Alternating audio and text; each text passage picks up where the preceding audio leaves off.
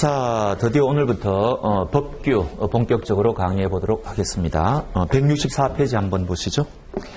자, 이 앞부분에는 이 1장에서는 이제 총설이라고 해가지고 이제 항상 그 모든 법 과목 보면은 앞부분에 그 역사라고 할까 이제 그런 게 나오잖아요. 근데 그거는 뭐 시험하고는 아무 관련이 없으니까 뭐 이거는 여러분들이 읽고 싶은 분들만 읽어보십시오. 뭐 한 번도 시험에 나오지 않았습니다. 그냥 그런 것들은 우리가 그냥 통과하는 게 나을 겁니다. 자, 그 다음에 이제 166페이지 보면은 투자 펀드의 특징이라고 해가지고 이제 여기에 나와 있는데, 요거는 이제 출제가 간혹 되기는 되는데, 요거는 조금 있다가 그 한 장 넘겨보시면, 두 장 넘겨보시면은 그 집합 투자의 정의라 해가지고 그 170페이지 나오거든요. 요거하고 연결해가지고 보는 게 훨씬 좋습니다. 조금 있다가 보기로 하고 일단 넘어가죠. 자, 그 다음에 167페이지에 투자펀드의 분류라고 해가지고, 뭐 1번, 2번, 3번, 4번, 네 가지 형태로 분류를 하지 않습니까? 그런데 요거는 시험에 나올 만한 게 있어요. 요거는 1번에, 요 법적 형태에 따른 분류 있죠. 요거는, 조금 중요합니다. 그러니까 요거는 이제 외우셔야 돼요. 세 가지가 있으니까 굉장히 또 출제하기도 좋지 않습니까? 그래서 이제 신탁형, 그 다음에, 회사형, 그 다음에 조합형 이렇게 나오잖아요. 그래서 이제 뭐 시험에는 다음 중 법적 형태에 따른 분류 방식이다 아닌 것은 해가지고 뭔가 하나 내겠죠. 그래서 요거 세 가지 요거를 일단 이제 알아놓으시면 된다. 그 이야기입니다. 그게 1번 법적 형태에 따른 분류 해가지고 두 번째 패러그래프에 그런 말이 있죠. 자산운용업법에서는 공모펀드에 대해서는 주식회사 형태의 회사형 동그라미 하시고, 그 다음에 신탁형 동그라미 하시고, 그 다음에 그 밑에 조합형, 뭐 그 밑에 이제 자본시장법에서 여기 뭐 동그라미 하셔도 관계없고 그 정도는 아시기 바랍니다. 자, 그 다음에 뭐 개방형, 폐쇄형 시험하고는 관계가 없는 게 나오죠. 자, 다 넘어가겠습니다. 그 다음에 이제 4번에 우리나라의 투자 펀드에 대한 규제 체계라 해가지고 또 조금 설명이 있는데, 오른쪽에 보면은 이제 2번에 규제 법률, 그래서 지금 자본시장법이 나오잖아요. 요거는 옛날에 딱 한 번 출제된 적이 있기는 있습니다만 사실은 조금 이상한 출제였죠. 이게 무슨 이야기인가 하니까 그 이제 2009년도에 이게 이제 자본시장법이라는 이게 어마어마한 공룡과 같은 법이 왜 태어났느냐 이 이야기거든요. 그래서 옛날에 요 이전에는 개별 법률 6개 법률이 있었는데 요게 자본시장법으로 통합되었다. 지금 이런 이야기예요. 그래서 옛날에 이제 어떤 그 출제가 있었는가 하니까 이 6개 법률이 아닌 것은 이거를 이제 물어본 게 있었는데, 사실은 그러면 우리가 이제 이 6가지 법률을 외워야 되느냐 그런 게 아니고, 옛날에 6개 법률이 있고 은행법도 있고 뭐 보험과 관련된 보험업법 뭐 이런 것도 있을 거 아닙니까? 요런 거는 그대로 은행 법률 그대로 오고, 그 다음에 보험업법도 보험업법으로 그대로 온 거지, 이거는 여기 통합이 안 됐다는 이야기예요. 그러면은 요런 유형의 문제가 나오면은 정답은 은행법 아니면 이게 보험업법이 나오게 돼 있거든요. 근데 요런 문제는 최근에 한 5년 동안은 자체를 감추었습니다. 그러니까 이제 이런 유형의 문제는 더 이상 나오지 않는다 이렇게 생각하시면 돼요.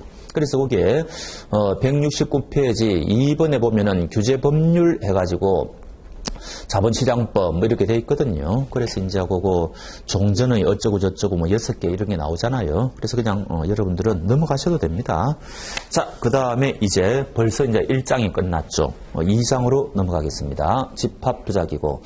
자, 이제 1번에 집합투자의 정의라 해가지고 나오는데, 거기 보시면 집합투자의 정의 동그라미 1번부터 해가지고 5번까지 나오지 않습니까? 요게 시험의 보고예요. 최근에 치렀던 그 투자자산운용사 1월 31일 날 친 시험에도 이게 또 나왔어요, 이게. 저는 이거는 이제 그냥 출제자들이 그냥 거저주는 문제인데 그냥 앞부분에서는 그냥 이거를 거의 매번 내다시피 하더라고요. 이해가 안 갈 정도로. 출제하는 게 뻔해요. 1번, 그 다음에 3번, 5번, 이거를 이제 말을 바꾸거든요. 요거는 이제 포인트가 판매죠, 판매. 그래서 요 자리에 투자 권유라든지 이런 말이 이제 들어가면 안 된다는 이야기죠. 또는 이제 최근에 치른 1월 달고 투자자산운용사 시험에는 요 1번 자리에 뭐가 들어가는 거니까 투자자별로 구분하여 자산을 운용할 것. 이렇게 해가지고 이제 그게 틀린 걸로 정답으로 나왔는데 사실은 그런 거는 공부를 안 하더라도 누구나 다 맞출 수 있는 거죠. 그다음 이제 세 번째는 뭐예요? 그게 세 번째가 운용 지시하고 관계되는 거죠. 그러니까 이제 뭡니까? 운용 지시를 받으면 안 되지 않습니까? 근데 요거를 이제 운용 지시를 받을 것, 이런 식으로 틀리게 낸단 말이죠. 그다음 이제 결과는 이게 마이너스가 나더라도 투자자에게 기속해야 될 거 아닙니까? 이거를 또 이제 운용자에게 기속할 것, 이렇게 해가지고 틀리게 내거든요. 사실 이런 것들은 우리가 상식적으로 이제 알 수 있는 것들이지 않습니까? 그래서 하여튼 요 부분은 굉장히 출제는 많이 되는데 우리가 걱정할 부분이 전혀 아니다. 이렇게 생각하시면 됩니다. 그래서 그 170페이지 밑에서 둘째 줄 1번 2인 이상의 자에게 판매할 것, 2번 투자자로부터 모은 금전 등을 집합하여 운용할 것, 3번 투자자로부터 일상적인 운용 지시를 받지 않을 것, 4번 재산적 가치가 있는 투자 대상 자산을 취득처분 그 밖의 방법으로 운용할 것, 5번 운용 결과를 투자자에게 배분하여 기속할 것. 기본적인 개념 정도 보시고. 근데 이제 요 5가지 정의에 다 들어맞다 하더라도 집합 투자에서 배제하겠다, 집합 투자의 적용을 하지 않겠다, 이런 게 굉장히 많거든요. 여러분들이 정권 대행인 공부하셨을 때는 그 앞부분에 금융투자업에서 이게 10가지 정도가 나와요. 적용이 배제되는 경우가. 근데 우리 책에는 딱 2가지만 소개하고 있죠. 그래서 예외가 있기는 있는데 굉장히 많은데 지금 우리 책은 2가지를 소개하고 있는데 요거는 거의 우리 시험에서 출제된 바가 없습니다. 그러니까 그냥 넘어가셔도 돼요. 그 한 편 해가지고 읽기는 한번 읽어봅시다. 사모의 방법으로 돈을 모았다. 이거는 이제 거기 보시면은 특별법에 따라죠. 이런 거는 적용 안 하겠다. 그 다음에 2번 자산 유동화 계획. 자산 유동화가 뭐예요? 당장 지금 현금은 필요한데 내가 가지고 있는 자산은 미수금, 대출채권 이런 거밖에 없단 말이죠. 그럼 그런 것들을 현금으로 만들기 위해서 정권으로 만들어 가지고 이제 유통시켜 가지고 현금 조달을 하는 거, 그런 거를 자산 유동화라고 그러잖아요. 그래서 그런 식으로 돈을 모으는 것은 우리 집합 투자라고 하지 않겠다. 이런 건데, 이거는 별로 시험하고는 관계가 없다. 그렇게 보시면 돼요. 자, 그 다음에 어디로 가시는 거니까 아까하고 166페이지로 가보시죠. 그러면 여기서 우리가 이제 투자 펀드의 특징이 뭐예요? 여기서 우리가 여러 사람으로부터 이제 돈을 모으니까 집단성 이런 게 나오는 거고, 운용 지시를 안 받는 거니까 여기서 우리가 이제 간접성 이런 말이 나올 수가 있지 않습니까? 그게 166페이지 1번 집단성과 간접성 이런 표현이죠. 그 다음에 2번은 실적 배당의 원칙. 이제 요거는 시험에 한 번씩 나오기는 나오는데, 실적 배당이라는 것은 마이너스도 포함되는 개념이지 않습니까? 그래서 요거는 원금 보장이라고 해가지고 시험에 한번 나오는 적이 있기는 있습니다. 원금 보장은 아니죠. 이것도 마찬가지죠. 공부를 안 해도 우리가 이제 알 수 있는 그런 부분이지 않습니까? 그 다음에 이제 2번에 당연히 투자자 평등이고, 3번에 펀드 자산의 분리도 너무나 당연한 것들이죠. 그래서 요 166페이지에 있는 투자 펀드의 특징하고, 거기 이제 170페이지에 있는 집합 투자의 정의는 사실은 똑같은 거를 묻는 거예요. 근데 시험에는 이게 훨씬 자주 나온다. 이제 이런 이야기죠. 자, 그 다음에 171페이지 2번에 무인가 영업행위. 이거는 뭐예요?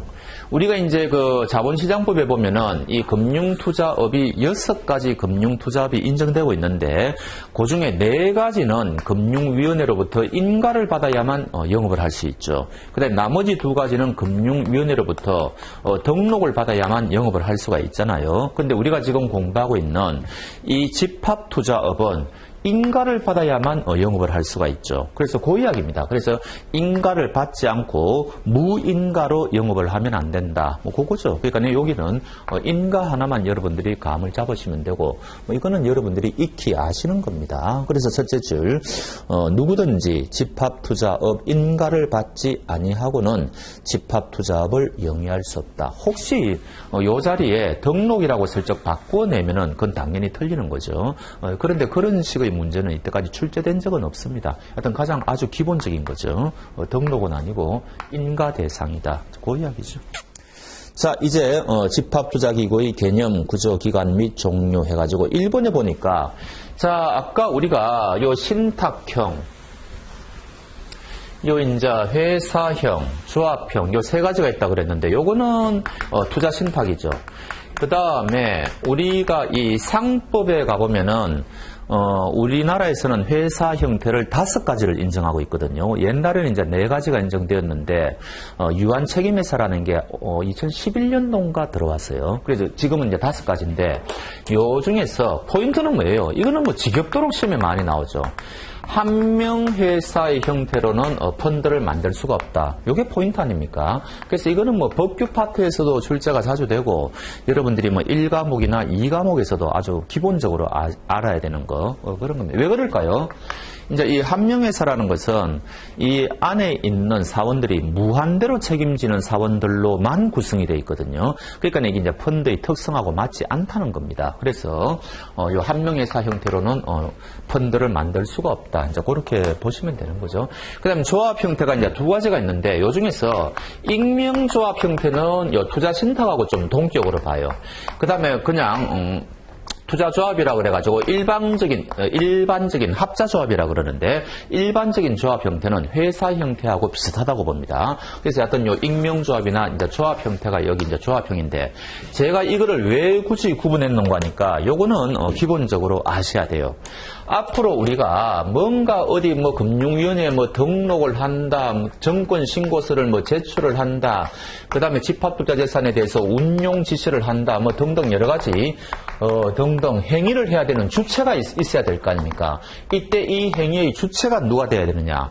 이 신탁 형태하고 회사 형태가 다르다는 이야기입니다. 그래서 이 투자 신탁은 어디까지나 계약 관계니까 이 펀드 자체가 법인격이 인정이 안 되죠. 따라서 요거는 행위의 주체가 누가 되는 거니까 집합투자업자가 행위의 주체가 돼요. 집합투자업자가 행위의 주체가 된단 말이죠. 근데 요거는 회사 형태는 요 회사 자체가 법인격이 인정이 되잖아요. 그래서 요거는 당의 회사가 하면 돼요. 당의 회사. 당의 회사라는 말은 당의 펀드라는 말하고 똑같죠. 집합투자기구입니다. 요거는. 그래서 요거는 집합투자업자고 요거는 우리가 집합투자기구를 펀드라고 하니까 행위의 주체가 달라지는 거죠. 그래서 액명조합은 요렇게 가는 거고 그냥 합자조합은 이렇게 가는데 요거는 시험에 나오는 적이 없다고 보시면 돼요. 그래서 여러분들은 앞으로 투자신탁의 경우에 행위의 주체는 누가 되느냐? 집합투자업자다. 요거는 꼭 아셔야 되고 그 다음에 회사 형태. 주로 이제 만드는 게 주식회사 형태일 거 아닙니까? 그걸 우리가 이제 투자회사라고 그러니까 투자회사의 경우에는 행위의 주체가 누구냐? 당의 회사이다. 요거는 미리 딱 못을 박아버리십시오. 그래야지 이제 앞으로 공부하는데 굉장히 편하다. 이렇게 되는 거죠. 하여튼 요 지금 171페이지에서는 시험에는 뭐가 나오겠느냐? 요거죠. 한 명 회사의 형태로는 펀드를 만들 수가 없다. 요거 이제 하나는 꼭 아셔야 되는 거죠. 자, 그래서 읽어봅시다. 171페이지 밑에서 넷째 줄.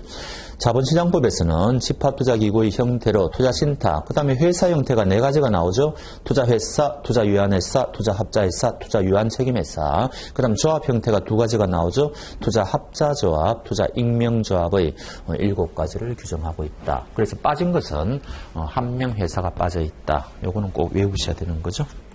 자, 이제 본격적으로 172페이지 투자신탁 가보겠습니다.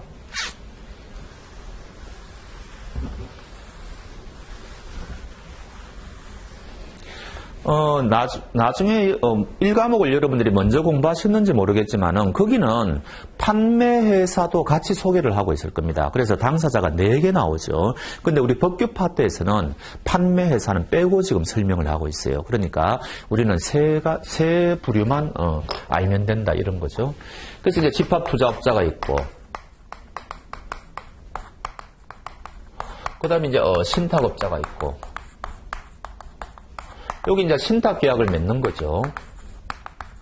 근데 원래 이제 일반적인 신탁의 경우에는 믿고 맡긴다 그래가지고 우리가 이제 신탁업 같은 경우에 재산이 명의가 어떻게 돼요? 신탁업자에게 명의가 넘어가죠. 그래서 이제 위탁자로부터도 떠난 거고 그다음에 이제 그거는 독립된 재산이 된다. 뭐 이런 식으로 우리가 이제 신탁업에서 공부하는데 요거는 굉장히 특이해요. 펀드를 신탁 형태로 만들기는 만들었는데 펀드의 특수성에 맞춰서 만들었기 때문에 여전히 집합투자업자가 요 신탁업자에게 운용 지시를 할 수 있는 이런 관계란 말이죠. 이런 거를 우리가 이제 신탁 관계다, 투자 신탁에 의한 펀드 관계다, 이제 이렇게 이야기를 하는 거죠. 그래서 여기 이제 집합투자업자가 하나 있고, 그 다음에 여기 이제 신탁업자가 하나 있고, 그 다음에 어떻게 됩니까? 수익자가 있는 거죠. 수익자가. 그래서 요거를 우리가, 3당사자라고 그럽니다. 그러면 이제 집합투자업자가 이제 현금이, 돈이 다 들어오면은 이쪽으로 이제 수익점권을 발행해 줄 거 아닙니까? 수익점권을. 물론 이제 사실은 판매회사를 끼고 하는 거죠. 근데 지금 법규에서는 판매회사를 빼고 설명한다 그랬잖아요. 그래서, 집합투자업자는 수익점권을 발행한다. 그래서 수익자에게 준다. 그러면은 수익자들은 자기들의 권익을 보호하기 위해서 수익자 총회라는 거를 연다는 이야기죠.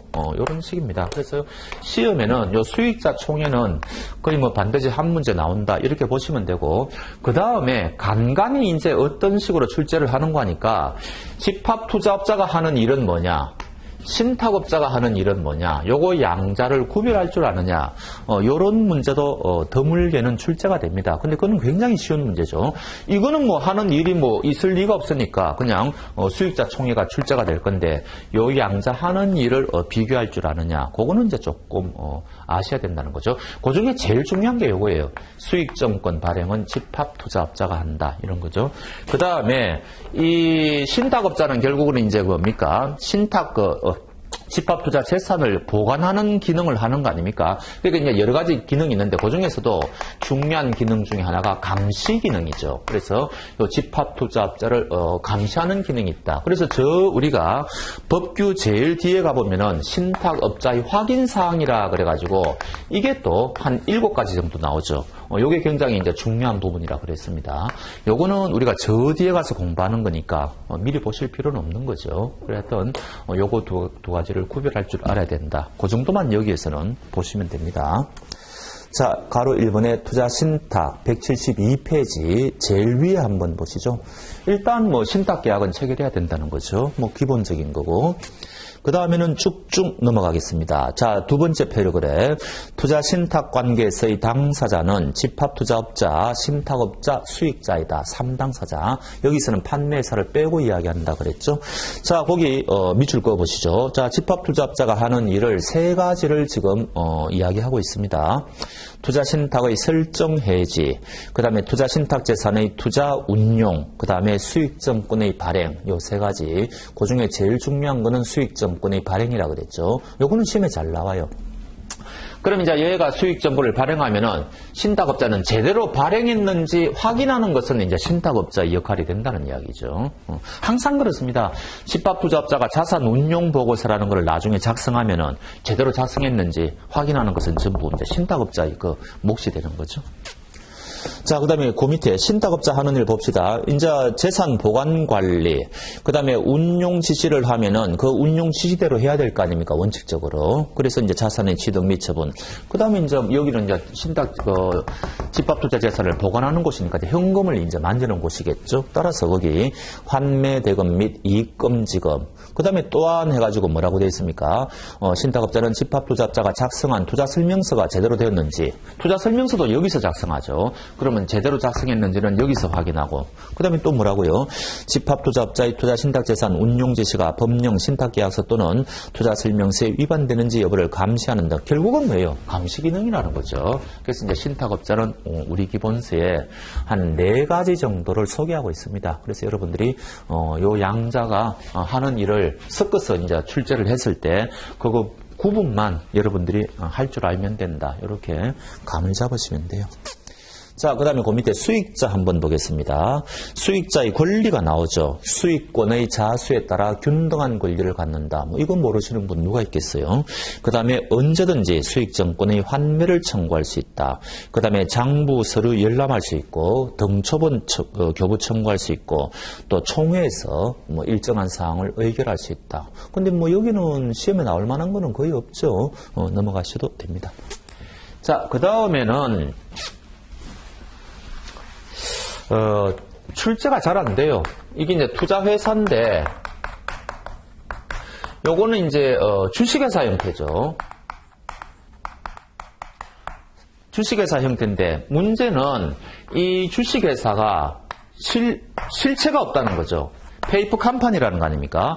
명목상으로 주식회사를 하나 만들어 놓고 이제 발기인, 집합투자업자가 발기인이 되는 거죠. 그래서 만들어 놓고 전부 외부 전문가들에게 위임 계약을 체결해가지고 이제 뭡니까? 일을 맡기는 거죠. 그 중에 이제 대표적인 게 뭐 일반 사무 관리 회사라 그래가지고 일반적인 사무는 여기에 다 맡기는 거죠. 예를 들어가지고 여기는 주식회사니까 여기는 이름을 수익자라고 이야기하지만 여기는 뭐가 되겠어요? 여기 돈을 납입하는 사람은 주주가 되는 거죠. 그리고 이 사람들은 여기 수익자 총회에 상응하는 게 주주총회가 될 거 아닙니까? 그러면 여기서는 주주총회를 열어가지고 자기 주주들의 권익을 대변하는 건데 이쪽은 뭐 시험에 별로 나오지 않는다 그랬죠. 그러니까 우리는 요 수익자 총회만 위주로 보면 된다. 뭐 이런 이야기고요. 근데 일반 사무 관리에서는 좀 아셔야 돼요. 뭐 이거는 약간 명의계서 주주가 이제 자기 주식을 양도했을 때 명의계서 이런 것 등등을 하는 곳이다. 이런 거죠. 여기도 물론 신탁업자가 있죠. 신탁업자에게 보관 같은 거를 위임을 맡겨야 될 거 아닙니까? 하여튼 이런 거를 우리가 투자회사라고 그런다. 페이퍼 컴퍼니라고 그런다. 그래서 뭡니까? 다른 일은 할 수가 없죠. 그래서 직원 같은 것도 고용할 수가 없고 뭐 이런 게 나올 겁니다. 자, 가봅시다. 자, 그래서 172페이지 제일 밑에 그 결과 투자회사는 비록 주식회사 형태를 오른쪽 페이지 취하고 있지만 이건 어디까지나 수단에 불과하니까 밑줄요 서류상 회사의 성격에 불과하다. 뭐 이런 거. 자, 그 다음 계속 밑줄입니다. 그래서 투자 업무 이외에 원래 우리가 이제 주식회사는 다양한 일을 하지 않습니까? 근데 요거는 형식상으로 만들어 놓기 때문에 뭐 일을 할 수 없다는 거죠. 투자 업무 외의 업무를 할 수 없고 본점 외의 영업소도 둘 수 없고 직원도 고용할 수가 없고 상권 임원도 둘 수 없다. 페이퍼 컴퍼니에 따르는 필연적인 결과입니다. 그래서 뭐 이런 것들은 전부 그냥 밑줄만 그어 놓으시면 되겠습니다. 또한 투자회사는 모든 업무를 외부의 전문가에게 위탁하여야 한다. 뭐 요거는 조금 출제가 되니까 밑줄은 또 꺼놓으시고 얘가 나와 있죠. 자산운용은 집합투자업자, 보관은 신탁업자, 그 다음에 환매는 투자매매업자, 투자중개업자. 이게 이제 판매회사겠죠. 그 다음에 기타 업무는 일반 사무관리회사에 위탁해야 된다. 그래서 이런 것들을 우리는 위임계약이라고 그런다. 이렇게 이야기를 하는 거죠. 뭐 특별하게 말씀드릴 거 없고 마찬가지라는 거죠. 여기 이제 신탁업자하고 여기 이제 신탁업자는 하는 일이 비슷하다는 거죠. 뭐 이거 이제 견제하는 역할은 똑같다. 뭐 이런 거 그런 말들이 나오는데 중요한 거 아닙니다. 자, 그 다음에 수익자 총회에 대해서 이제 조금 더 보자는 이야기죠. 요거는 뭐 한 문제 나온다 그랬지 않습니까? 첫 번째는 무엇을 의결할 수가 있는데 이거 의외로 여러분들이 좀 헷갈려 하세요. 이거 틀린 좀 부분인데 여기서 아무거나 의결할 수는 없다는 이야기죠. 딱 두 가지를 의결할 수가 있는데 자본시장법에서 이런 것들은 수익자 총회에서 의결해도 된다. 그런 것들을 의결할 수 있고요. 그 다음에 이 계약서를 보니까 이런 거는 수익자 총회에서 의결할 수 있다. 이렇게 돼 있으면 의결할 수 있다는 거죠. 그게 가로 1번에 수익자 총회의 구성 및 권한이라 해가지고 첫째 줄에 있죠. 수익자 총회는 자본시장법 또는 신탁계약에서 정한 사항에 한하여 의결할 수 있다. 근데 요거는 중요 표시해 놓으십시오. 이게 의외로 이제 어려운 게 뭔가니까 요거는 이제 기출 문제인데 이게 맞는지 틀리는지 여러분들이 한번 감을 잡아보세요. 자, 수익자 총회에서는 자본시장법에서 정한 사항에 대해서만 의결할 수 있다. 맞아요, 틀려요. 뭐 이렇게 출제가 되면 굉장히 헷갈리지 않습니까? 그러니까 정확하게 아셔야 돼요. 틀린 겁니다. 왜 그럴까요? 자본시장법 또는 신탁계약이거든요. 그래서 이 두 가지니까 그 중에 한 가지만 슬쩍 해놓으면은 그거는 이제 함정 지문이 되고 그거는 생각보다 굉장히 이제 어려운 문제가 되죠. 그래서 그거 이제 아셔야 되고. 근데 또 두 번째는 뭔가 하니까 여기 이제 신탁계약이 변경이 된다. 그 다음에 뭔가 이 수익자들에게 불리한 쪽으로 뭔가 이 신탁계약이 바뀌었다. 그러니까 변경되기는 변경되는데 첫 번째는 수익자들에게 불리하게 변경된다든지 두 번째는 굉장히 중요한 내용이 변경된다. 이럴 경우에는 반드시 사전에 수익자 총회의 의결을 거쳐야 돼요. 이것도 굉장히 시험에 잘 나오거든요. 근데 이게 너무 많죠. 거기 173페이지 한번 보세요. 자, 가로 1번에 둘째 줄 자본시장법에서 정하고 있는 수익자 총회의 결의사항은 해가지고 1번부터 쭉 따라가면은 다음 페이지까지 넘어갑니다. 9번까지 있어요. 그러면 여러분들이 이 9번을 어떻게 다 외우느냐? 이거 못 외우거든요. 근데 요거는 외울 수가 있죠. 수익자에게 불리한 게 뭐냐? 아니, 수수료 같은 게 만약에 예를 들어서 인상이 된다. 뭐 이런 것들은 수익자들에게 불리하니까 요거는 이제 사전에 수익자 총회를 열어야 될 거 아닙니까? 요런 게 세 가지가 있어요. 그래서 그거는 여러분들이 굉장히 쉽게 알 수가 있습니다. 자, 확인을 해보면은 173페이지 동그라미 1번 그 가로 1번 수익자 총회의 구성 및 군안에서 세 번째 줄에 있는 거예요. 집합투자업자, 신탁업자 등이 받는 보수 및 수수료의 인상이라고 되어 있잖아요. 이런 것들은 굉장히 출제가 되어도 쉽게 여러분들이 맞출 수가 있다. 이런 이야기죠. 그 다음에 174페이지 넘겨보시면 8번 보시죠. 옛날에는 환매 금지형 투자 신탁이 아니었는데 이제는 환매 금지형 즉 폐쇄형 펀드로 바꾸겠다는 거 아닙니까? 그러면 투자자들에게 굉장히 불리해지죠. 이것도 여러분들이 쉽게 알 수가 있고 그 다음에 마지막으로 9번 보시면 환매 대금 지급일의 연장 이것도 투자자 즉 수익자들에게 불리하잖아요. 그래서 요거 세 가지는 쉽게 찾을 수가 있습니다. 그럼 마지막 나머지 남는 거는 이게 중요 내용인데 이거는 여러분들이 감을 가지셔야 돼요. 한번 볼까요? 예를 들어서 173페이지 도로 돌아오시면은 읽어보겠습니다. 밑줄은 끄지 마시고 2번 신탁업자의 변경, 3번 신탁계약기간의 변경, 4번 투자신탁의 종류 변경, 그 다음에 5번 주된 투자 대상 자산의 변경, 6번 투자 대상 자산에 대한 투자 한도의 변경, 7번 집합투자의 변경 이런 것들이거든요. 그래서 이런 거를 여러분들이 다 외울 수가 없어요. 그래서 역으로 여러분들은 요거 외우세요. 시험에는 요게 보통 나와요. 일반 사무관리회사의 변경해가지고 이렇게 보통 출제를 많이 하거든요. 그럼 이게 정답인 건 바로 알 수가 있죠. 이거는 투자회사의 기구일 뿐더러 이거는 뭡니까? 그렇게 중요한 사항의 변경이 아니라고 보는 거죠. 그래서 아예 거기 기본서에 적어 놓으시든지 요거는 해당 사항이 아니다. 이렇게 미리 못을 박아 놓는 게 좋으실 겁니다. 자, 그 다음에 174페이지 이제 세 번째 논점은 뭔가 하니까 수익자 총회요. 이쪽에 적겠습니다. 소집권자가 누구냐? 요거는 현실에서는 굉장히 중요하죠. 우리가 무슨 총회이든지 열려야 뭐 거기 가서 무슨 말을 할 거 아닙니까? 그래서 모든 총회는 사실은 소집권자가 중요해요. 근데 우리 시험에는 소집권자가 의외로 출제가 잘 안 되더라고요. 그래도 기본적인 것은 아셔야 됩니다. 원칙과 예외 관계죠. 그래서 원칙적으로는 집합투자업자인데 집합투자업자가 열어야 되는데 열지 않는다. 그러면 두 사람이 열어달라고 할 수가 있죠. 하나는 여기서 말하는 신탁업자고 하나는 5%입니다. 5%. 그래서 수익정권을 5% 이상 보유한 사람들은 근데 이게 이제 어렵게 출제를 하면은 요거는 여러분들이 함정 문제 넘어가면 안 돼요. 요 신탁업자하고 5% 이상 수익자들은 바로 총회를 열 수 있는 게 아닙니다. 어디까지나 집합투자업자에게 열어달라고 요청을 해야 돼요. 그럼 이제 집합투자업자가 열어주면은 또 괜찮은데 안 열어주면은 결국은 금융위원회의 승인을 받아서 열어야 됩니다. 그래서 이게 조금 절차적으로 좀 복잡하다 이제 이런 이야기죠. 그런 것들이 174페이지에 나오죠. 자, 가로 2번에 수익자 총회 소집 및 운영. 원칙적으로 집합투자업자가 소집한다. 그거는 뭐 당연히 밑줄 그으셔야 되고, 다만 신탁업자, 그 다음에 이제 5%의 동그라미 하셔야 될 겁니다.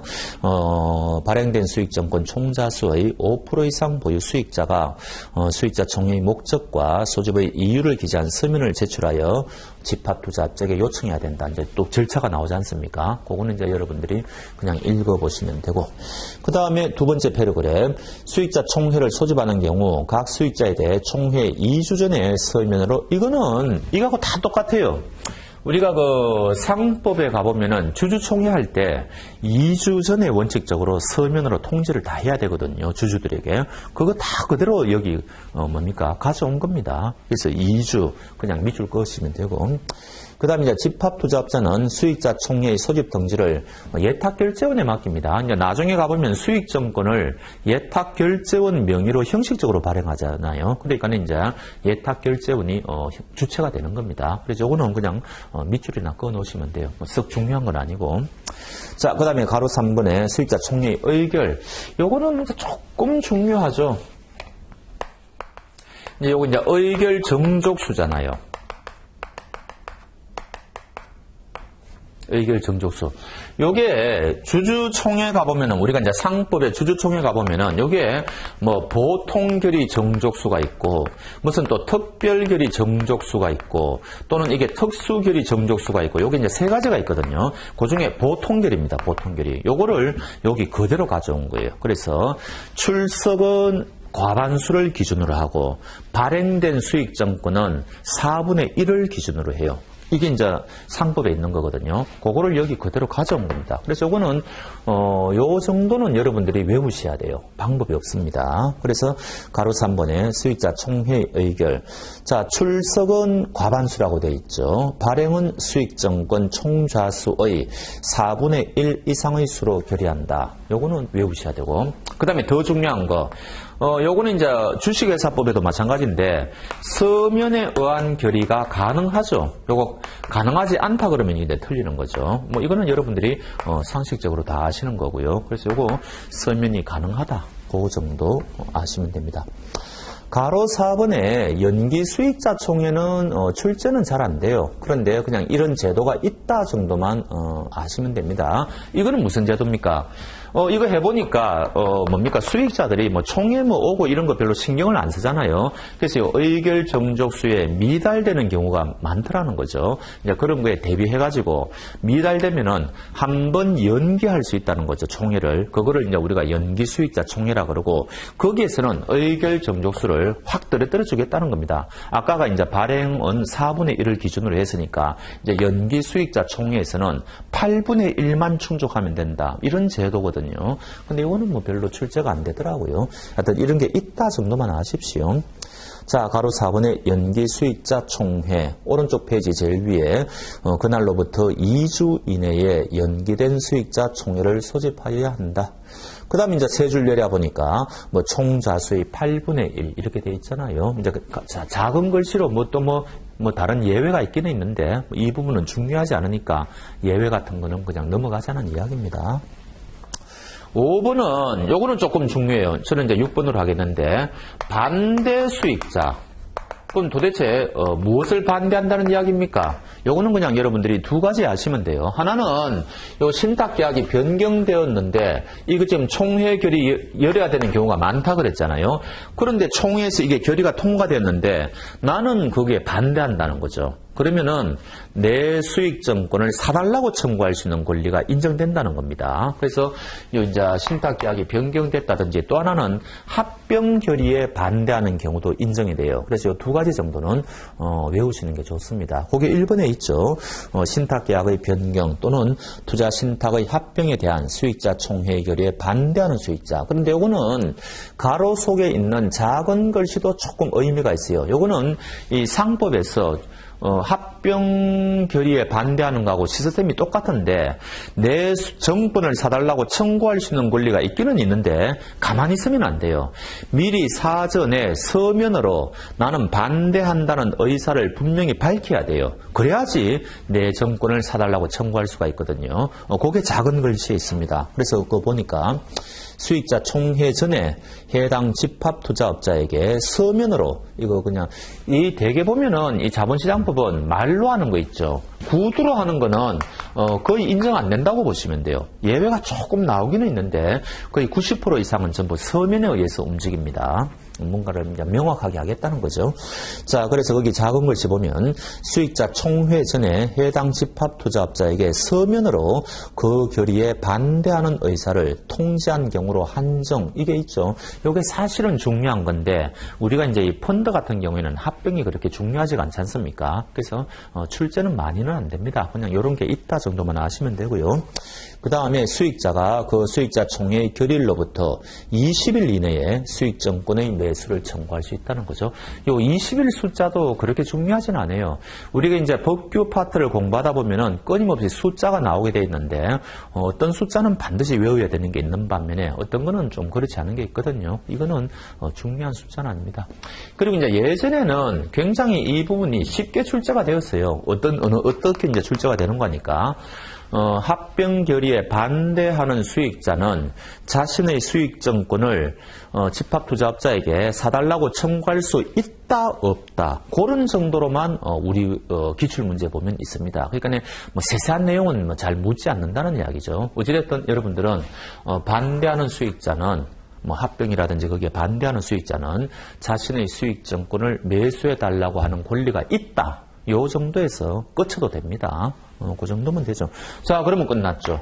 그러니까 이 수익자 총회에서는 굉장히 출제할 만한 게 좀 있다 이런 이야기죠. 있다 이런 이야기. 자, 이제는 투자회사로 넘어왔네요.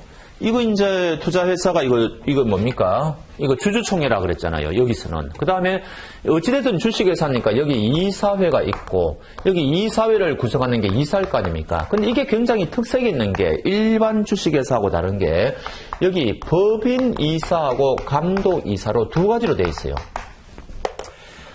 요게 포인트입니다. 요게 이제 시험에 제일 많이 나오죠. 감독 이사가 2인 이상이에요. 2인. 요거 이제 알아놔야 되고, 법인이사는 요거는 집합투자업자예요. 요거 이제 집합투자업자인데, 집합투자업자는 실제로 일을 하는 거는 법인은 밑에 사람이 일을 해야 될 거 아닙니까? 그래서 임직원으로 하여금 누군가를 이제 일을 하게 하고, 그 사람들이 일을 하면은 집합투자업자가 일을 한 걸로 이렇게 이제 간주를 하는 그런 법기술적인 게 있죠. 그래서 어찌됐든 이 투자회사는 이사회가 있다는 거죠. 아무리 명목상의 회사지만 이사회는 있다. 그런데 요 이사회가 이사들로 구성은 돼 있는데 감독 이사가 있다는 게 요게 특징입니다. 그러니까 이제 감사의 역할을 하는 거죠. 근데 우리 책에도 보면 알겠지만 요 펀드 이 투자회사는 외부 감사가 의무화되어 있어요. 근데 이렇게 감독 이사의 형태를 통해 가지고 이제 내부 감사를 그냥 하는 그런 시스템을 취하고 있다는 거죠. 그래서 요거는 이제 독립성을 보장하기 위해서 감독 이사는 일정한 사람은 이 감독 이사가 될 수가 없어요. 그래서 옛날에는 초창기에는 그런 것까지 이제 출제하고는 했는데 요즘은 일체 그런 문제는 사라졌습니다. 그리고 우리 책에도 굉장히 간략하게 적고 있어요. 그냥 일정한 사람은 감독이사가 될 수 없다. 이제 요거 하나는 꼭 아셔야 돼요. 2인 이상이라는 거. 요 자리에 1인이라고 한다든지 이거 다 틀렸다는 이야기죠. 자, 봅시다. 그래서 175페이지 투자회사. 자, 일반 주식회사와 마찬가지로 이사의 주총이 다 있다는 거죠. 그런데 셋째 줄, 투자회사의 이사는 감독이사와 법인이사로 구분되고 내부감사가 없는 대신 외부감사가 의무화되어 있다. 이런 게 일반 주식회사하고는 다른 거다. 이런 거고요. 자, 1번 이사, 집합투자업자인 법인이사와 감독이사로 구분되는데 자, 이때 감독이사는 2인 이상이라는 점. 그 다음에 이제 법인이사는 무슨 일을 하고 감독이사는 무슨 일, 이런 것까지는 출제가 사실은 안 됩니다. 근데 뻔하죠. 법인이사는 업무를 집행할 거고, 감독이사는 감독이라는 말이 거기 적혀 있으니까, 일종의 이제 감사 역할을 할 거 아닙니까? 그렇게 보시면 되는 거죠. 넘어가시고. 자, 그 다음에 두 번째 줄, 감독이사란 해가지고, 2인 이상이어야 하며, 독립적인, 감독 기능을 수행을 위해서, 집합투자업자 등과 일정한 관계에 있는 자는 감독이사가 될 수 없도록 하고 있다. 그럼 어떤 사람이 그런 사람이냐? 이제 다 빠져있지 않습니까? 옛날에 초창기 책에는 장황하게 그게 있었거든요. 근데 이게 다 빠졌어요. 그러니까 뭐, 별로 신경 쓸 게 없다. 뭐 이런 이야기죠. 자, 그 다음에 가로 이번에 이사회 해가지고 똑같은 뭐 별로 비싼 이야기를 하고 있습니다. 그래서 뭐 특별한 건 없으니까 넘어가도록 하겠습니다. 자, 그 다음에 집합투자기구의 설립 및 등록으로 가보겠습니다. 이제 이 사모펀드는 사모펀드는 우리가 이제 우리 제어 뒤에 가면 나오는데, 사모펀드는 우리가 공부할 때마다 중간중간에 한마디씩 나오는 때가 있기는 있어요. 그런 것들은 외우셔야 됩니다. 그래서 이제 집합투자기구 등록해야 되는데, 요거 이제 사전 등록이거든요. 근데 요거는 이제 공모펀드 이야기고, 사모펀드는 사후에 그냥, 보고, 하여튼 등록을 하더라도 사후에 등록하면 되거든요. 그게 아마 저 뒷페이지에 있을걸요. 그 178페이지 제일 밑에 있죠. 다만 사모펀드의 경우에는 사모펀드를 설정 설립한 날로부터 2주 이내에 사후 보고하면 된다. 그러니까 요거는 사전 등록 제도는 우리가 이제 공모펀드다. 이렇게 하시면 되는 거죠. 그러니까 이걸 왜 이제 등록을 하게 만들어 놓았느냐. 워낙 불특정 다수인들이 많이 여기에 관여를 하니까 이 펀드가 도대체 제대로 된 건지 한번 감독기관에서 보겠다는 거죠. 그래서 이제 등록을 하라. 등록 신청서 제출해봐라. 이런 이야기죠. 그 다음에 또 하나가 뭔가 하니까 정권신고서 제출하라는 겁니다. 요거는 여러분들이, 정권 대행인 공부하실 때 보셨겠지만은 우리가 공모라는 것은 50명 이상의 사람에게 투자 권유하는 것을 대상으로 하지 않습니까? 그래서 옛날 자본시장법 이전에는 이게 면제가 되었어요. 정권신고서 제출할 필요 없다는 거죠. 왜 면제가 되느냐? 무위험 정권이라는 겁니다.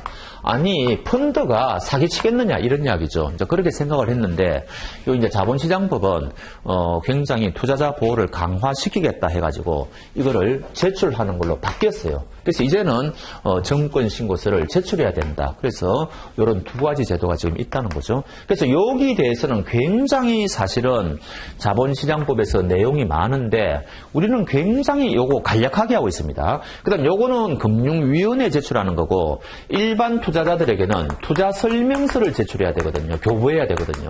그래서 시험에는 요 투자 설명서가 시험에 나올 가능성이 조금 있다. 그리고 요 양자를 합쳐가지고 한 문제 낼 수가 있습니다. 그래서 요 부분은 그래도 그나마 조금 중요한 부분이다. 이렇게 하시면 됩니다. 자, 그래서 176페이지 1번 총설 해가지고 세 번째 등록 제도를 취하고 있다. 뭐 이런 거죠. 그 다음에 오른쪽에 2번 집합투자기구 설립할 때 1번의 투자신탁. 아까 우리가 요 지워버렸습니까? 투자신탁 계약을 체결해야 된다 그랬잖아요. 이때 그러면 계약서를 작성해야 될 건데 거기에 어떤 내용이 들어가 있는지를 법에서 의무화시키고 있습니다. 그래서 나중에 등록할 때 그거 제출하게 만들어가지고 감독기관에서 한번 들여다보겠다는 거죠. 이게 제대로 된 펀드인지 뭐 이런 이야기죠. 자, 그 다음에 그 밑에 두 번째 패러그래프는 조금 전에 다 했죠. 신탁계약에서 중요한 내용이 변경된다든지 수익자들에게 불리하게 될 때는 사전에 수익자 총회 열어야 된다 그랬잖아요. 그 다음에 이제 가로 2번에 투자회사. 요거는 이제 시험에 별로 나올 건 없는데 이게 주식회사지 않습니까? 그러면 이게 이제 어떤 문제가 있는 거니까 원래 주식회사를 만들 때 발기 설립이라는 방법이 있고 모집 설립이라는 방법이 두 가지가 있거든요.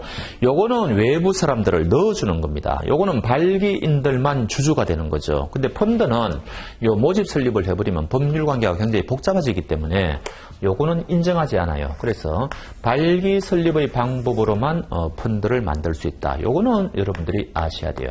그 다음에 어차피 여러분들이 공부하셔야 되는데 이 주식회사는 이제 주권을 발행할 때 굉장히 다양한 형태의 주권을 발행할 수가 있죠. 그걸 우리가 이제 종류 주식이라고 그럽니다. 뭐 우선주, 전환주, 뭐 이런 것들이거든요. 무의결권주, 뭐 이런 건데 이 펀드는 그렇게 하면 이게 복잡해지지 않습니까? 그래서 보통주밖에 발행을 할 수가 없어요. 그래서 이런 것들은 여러분들이 외우셔야 됩니다. 아주 간단한 것들이니까 그런 것들이 지금 요 보통주는 조금 있다가 이제 나올 거고 요 발기 설립은 지금 나왔죠.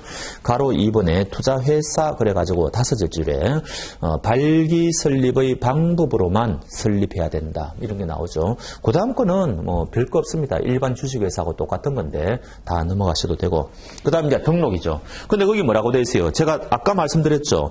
신탁의 경우에는 행위의 주체가 누구라고요? 해당 집합투자업자. 그 다음에 회사의 경우에는 누가 행위의 주체가 된다고요? 당의 회사, 당의 펀드라 그랬지 않습니까? 그 말이 지금 그대로 나오고 있는 거죠. 그래서 이거는 항상 기본적으로 알고 있어야 된다 이런 이야기죠. 그 다음 이제 178페이지 제일 위에 이게 1억은 있어야 돼요. 그래야지 등록할 수 있습니다. 근데 조심하실 것은 신탁의 경우에는 이력이 없어도 돼요. 회사 형태로 만들 때는 우리가 자본금이라든지 이런 거, 조합 형태는 출자금이 있어야 될 거 아닙니까? 근데 신탁은 어디까지나 사적인 계약 관계이기 때문에 그 요건이 없다는 거죠. 그래서 거기 178페이지 제일 위에 보면은 투자 신탁 외의 형태의 펀드는 등록 신청 당시 자본금이나 출자금이 1억 원 이상이 된다. 요거는 별표에가 외우셔야 됩니다. 시험에는 어떻게 나오겠어요? 투자 신탁도 1억 필요하다. 이렇게 나오겠죠. 아니면 아예 이제 금액 자체를 또 다르게 틀리게 낸든지 조금 중요하고요. 그 다음에 그럼 이게 이원화되어 있지 않습니까? 등록도 해야 되고 그 다음에 정권 신고서도 제출해야 되죠. 요거는 이제 다음 시간에 우리가 공부할 겁니다. 요거를 일원화 시켜버립니다. 그게 그 다음 페이지에 나오죠. 그 다음 페이지가 아니고 세 번째 패러그래프. 한편 공모펀드의 경우 집합투자기구 등록신청서와 정권신고서를 동시에 제출하지 않습니까? 이때는 정권신고서 절차로 일원화하여 밑줄요. 정권신고서가 수리된 때 등록한 것으로 간주를 해버립니다. 그래서 절차를 굉장히 일원화해가지고 법적으로 이제 뭡니까 좀 편의적인 그런 규정을 둔 거죠. 요거 간혹 출제가 돼요. 그래서 이런 제도가 있다는 점, 정권 신고서가 수리되면 등록이 된 걸로 간주하겠다. 이런 제도가 있다는 점, 그 정도만 아시면 되겠네요. 자, 그러면은 이번 시간에는 여기까지 하도록 하겠습니다. 네, 수고하셨습니다.